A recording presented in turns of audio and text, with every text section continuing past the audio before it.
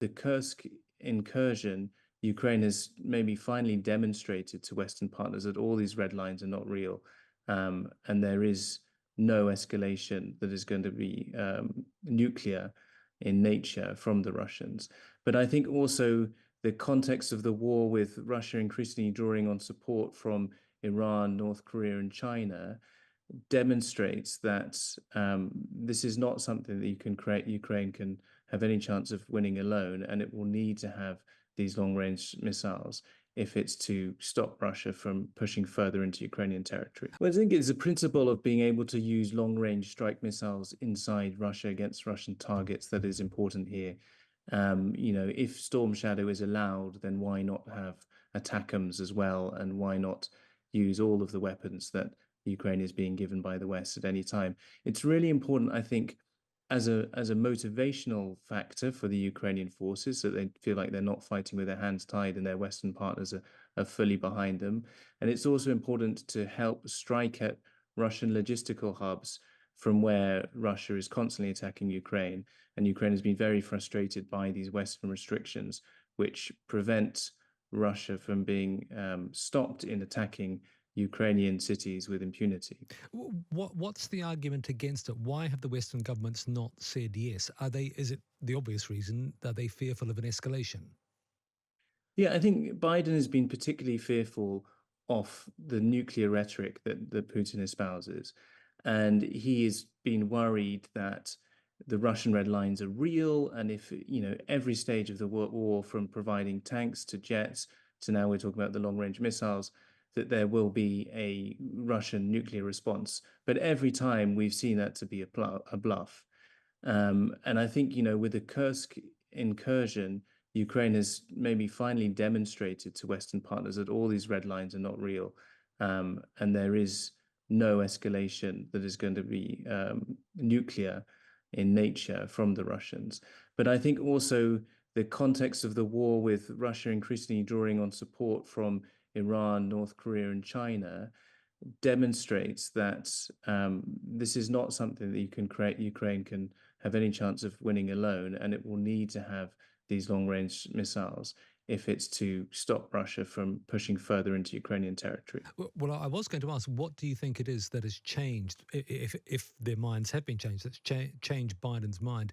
Is it this idea of collaboration and support from Iran in particular, providing long-range missiles? I think it's a combination of the Kursk incursion demonstrating those red lines to be false, but also, yes, ballistic missiles from Iran.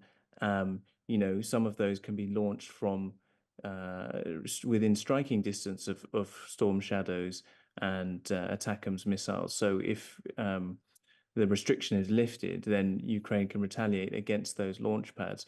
Now, obviously, some of the weapons that Russia has been using against Ukraine, their long-range bombers and glide bombs, they take it off from bases further away. So perhaps those long-range missiles will not help in that regard.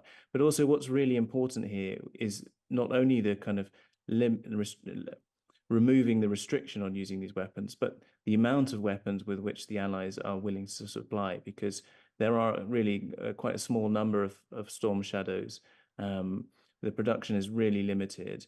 And it doesn't come close to what Russia is able to put on the battlefield, especially with support from Iran. Just a point of detail: if Ukraine already has some of these weapons, how do the Western nations actually stop them using them over the border? Is it just an agreement that they won't, or is there some technical thing that they do that stops them being aimed over the border? It's a very interesting question that is mostly the answer of which I think is mostly classified. I mean, we have hints at what might be happening. I think predominantly it is, it's a question of diplomacy and will, and the Allies have given Ukraine different weapons over time based on the trust that they won't use them, and Ukraine has not betrayed that trust. Now, with something like Storm Shadow, it's incredibly complicated. It's a sophisticated weapon, and they've had to be rigged up to jets that are not designed to use them. These are not NATO jets. They're Soviet jets, essentially. And there's a lot of engineering work that's gone into helping that, and that's been carried out by British engineers largely.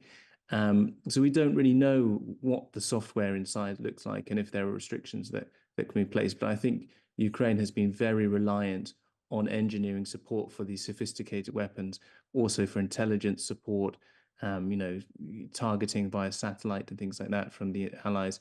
So it's not willing to risk losing Mm. that for the sake of a few targets.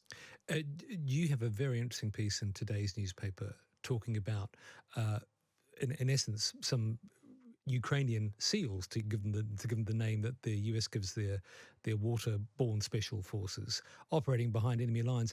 It is an amazing thing that they are doing, dangerous, daring, and effective.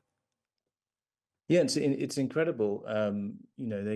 They swim underwater for very long distances, approaching Russian occupied coastline, and infiltrate Russian positions to strike significant targets well behind enemy lines, so significant that so far behind enemy lines that the Russians often don't know what's hit them, and they accuse each other of laying mines in the wrong places or not providing accurate maps for mines and positions because they can't believe that the Ukrainians would have attacked them so far away.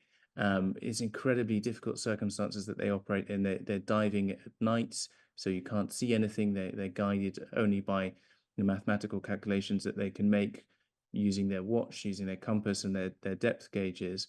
And you can't communicate when you're underwater, so you're attached to your diving partner and you communicate with them just by a series of tugs on the rope. Um, and it's very small teams that are inserted into areas where there are kind of full battalions of Russian troops watching out for them, looking out for them. It's incredibly dangerous and daring work.